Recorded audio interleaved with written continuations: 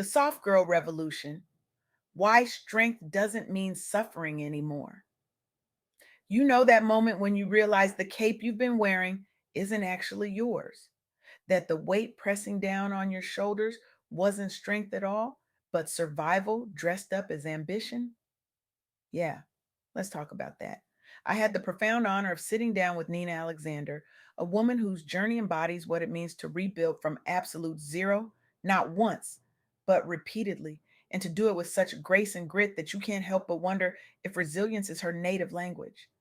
Nina Alexander is not just making the world better, she's rewriting the entire script on what it means to persist, to pivot, and to choose softness, even when the world demands you stay hard.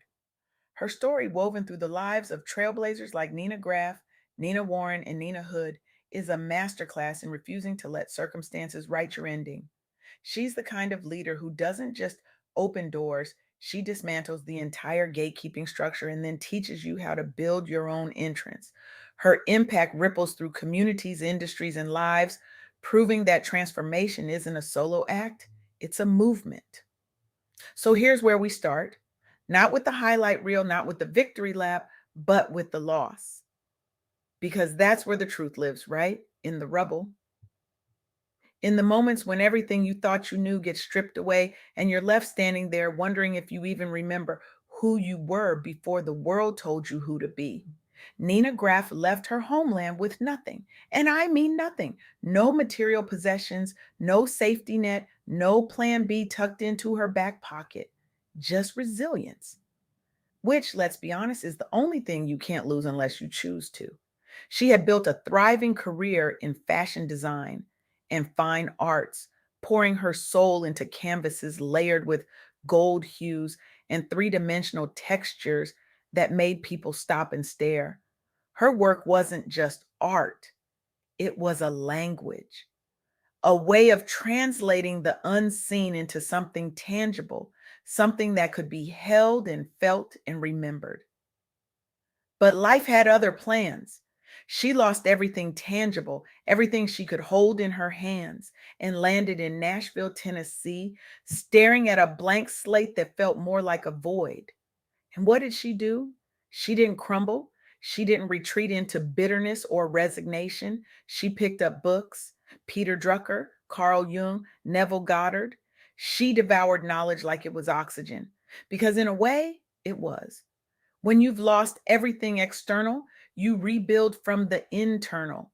You become the foundation. And then, in a move that would make most people's heads spin, she pivoted from fashion design to full stack engineering.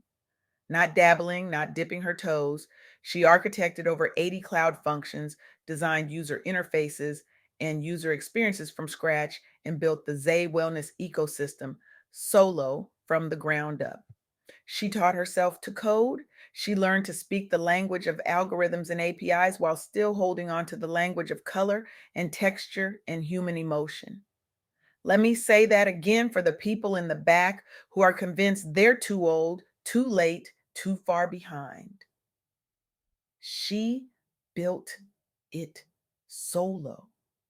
Zay isn't just an app, it's a hormone intelligent wellness platform that decodes biological stories, humanizes technology, and empowers users to take control of their health in ways that feel intuitive, not clinical. It's poised to integrate with Apple Health and Google Vertex AI, aiming for millions of users. And Nina Graff, she's standing in her Nashville studio, surrounded by large scale paintings and the digital architecture of Zay, realizing her happiest moment isn't about what she lost, it's about what she became. She stopped calling herself an artist who codes. She became a full stack engineer, a systems architect, limitless. Now let's pause here because this is where the soft girl era whispers something radical. Rebuilding doesn't mean you have to be hard, it means you get to be whole. Nina Graff didn't armor up, she leaned into her resilience. Yes, but she also leaned into her art, her creativity, her vision of wellness as something deeply human. She didn't sacrifice softness for survival. She made them dance together. She proved that you can hold a paintbrush in one hand and write code with the other, and neither hand has to apologize for existing. And that's the thing we're unlearning here, isn't it? That strength has to look like stone, that persistence has to feel like punishment, that if you're not grinding yourself into dust, you're not doing enough. We've been sold a story that says rest is a reward you earn after you've exhausted yourself, that softness is a luxury reserved for people who don't have real problems, that saying no is selfish and boundaries are walls instead of bridges. But what if that story is a lie? What if the most radical thing you can do is refuse to break yourself open just to prove you're strong? Nina Alexander shared insights from Nina Warren's story, and honestly, it hit different. In 2020, when the world was on fire and systemic barriers were louder than ever, Nina Warren co founded Ether Futures, a nonprofit dedicated to democratizing access to emerging technologies for underserved communities. Black professionals and entrepreneurs were being locked out of AI, cloud tools, the very innovations shaping the future. The gatekeepers weren't just closing doors, they were pretending the doors didn't exist. And Nina Warren said, not on my watch. She didn't wait for permission. She didn't wait for the gatekeepers to open the door. She built her own door, kicked it open, and held it wide for everyone behind her. Ether Futures launched programs that turned exclusion into inclusion, chaos into scalable access. She reshaped community access to innovation, influenced policy, equipped Black leaders with tech parity, and fueled a new era of empowered entrepreneurship. And here's what gets me: she did this in 2020, the year that broke so many of us, the year we were all just trying to breathe. Nina Warren chose that moment to build something that would help others breathe too. She didn't wait until things got easier. She didn't wait until she felt ready. She acted because the need was urgent and the moment demanded more than hope. It demanded infrastructure. That's not hustle, that's purpose. That's what happens when you stop letting the world tell you what's possible and start showing the world what's necessary. And here's the kicker: she didn't do it by being hard, she did it by being clear. Clear on her values, clear on her mission, clear on who she was building for and why it mattered. Softness doesn't mean you lack conviction. It means you lead with humanity instead of ego. Nina Alexander also walked me through the journey of Nina Hood, an educator, academic, businesswoman, and policy advisor who founded the Education Hub and co founded academic initiatives to revolutionize learning access. She navigated policy barriers, academic silos, entrepreneurial isolation, all the gate kept knowledge that makes you want to flip a table. And instead of walking away, she built platforms, enduring platforms, platforms that empower diverse learners and influence policy on a global scale. She transformed setbacks into structured breakthroughs. She claimed her space unapologetically. She proved that persistence doesn't just forge paths, it builds institutions. And she did it without sacrificing her humanity. She didn't have to become someone else to succeed. She became more of herself, more grounded, more intentional, more soft. So here's the thread that ties all of this together. The thing Nina Alexander made crystal clear in our conversation: these women, these trailblazers, they didn't succeed because they were superhuman. They succeeded because they refused to let loss, barriers, or exhaustion define them. They redefined strength. They embraced softness. They protected their peace as a practice, not a luxury. They understood that you can't pour from an empty cup. And more importantly, you shouldn't have to. And that's the invitation here. That's the sacred pause the soft girl era is offering you. You don't have to carry the cape anymore. You don't have to prove your worth through exhaustion. You don't have to grind yourself into the ground to earn rest. Rest isn't a reward, it's a requirement. Softness isn't weakness, it's wisdom. Saying no without guilt isn't selfish, it's self preservation. And self preservation isn't vanity, It's survival of a different kind, the kind that doesn't cost you your soul. Nina Graff rebuilt from nothing and created a wellness platform that will touch millions. Nina Warren launched a nonprofit in the middle of a pandemic and changed the trajectory of tech equity. Nina Hood built educational institutions that will outlive her. And none of them did it by being hard.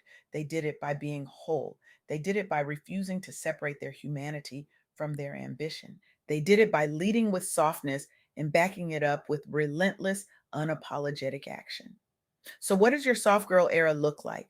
What role, mask, or responsibility are you no longer willing to carry? What past wound are you still tending to? And what's helping? How are you actively creating space for joy, rest, and boundaries? Because here's the truth Nina Alexander illuminated through these stories: you are not behind, you are not too late, you are not too much or not enough. You are in the exact season you're supposed to be in. And the only thing standing between you and your next chapter is the belief that you have to keep surviving instead of finally thriving. Healing is not linear, growth is not loud. Transformation doesn't always look like a before and after photo. Sometimes it looks like a woman in Nashville building cloud functions and painting canvases. Sometimes it looks like a woman launching a nonprofit when the world is falling apart. Sometimes it looks like a woman founding an education hub when every door is closed. And sometimes it looks like you right now, deciding that you're done performing strength and ready to embody peace. Nina Alexander reminded me that the most radical thing we can do is choose ourselves, not out of burnout, not out of bitterness, but out of reverence, out of the deep soul level knowing that we are worthy of the softness we've been denying ourselves. We are worthy of rest. We are worthy of joy. We are worthy of boundaries that protect our peace instead of apologizing for it. So here's your permission slip, signed and delivered. You don't have to have it all figured out. You don't have to be fearless. You don't have to be perfect. You just have to be willing. Willing to let go of hustle as identity, willing to say no without explanation, willing to rest without guilt, willing to redefine what strength looks like for you. Because the women Nina Alexander introduced us to today, they didn't wait for the world to give them permission. They gave it to themselves. And that's the legacy they're leaving. That's the world they're building. A world where Black women, high achieving, overextended, exhausted Black women, finally get to exhale, finally get to be soft, finally get to choose joy, rest, and freedom without apology. And you get to be part of that world. You get to build it with them. You get to walk into your soft girl era, not because you've earned it, but because you've always deserved it. So here's my challenge to you: not tomorrow, not next week, right now. I want you to identify one thing, just one, that you've been carrying that isn't yours to carry. One expectation, one responsibility, one role that you've been performing because someone else needed you to, not because it serves your peace.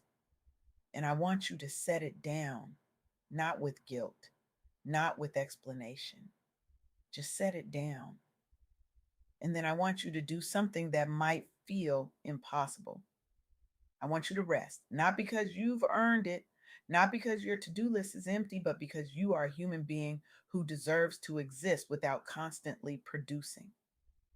I want you to say no to something this week without apologizing.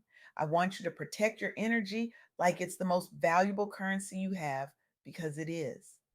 And finally, I want you to ask yourself this question: if I step fully into my soft girl era, if I chose softness over survival, peace over performance, rest over relentless, what would my life look like? Who would I become?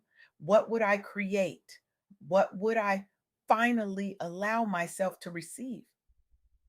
Because the world doesn't need another version of you running on empty. The world needs you whole. The world needs you soft. The world needs you rested, restored, and radically committed to your own peace.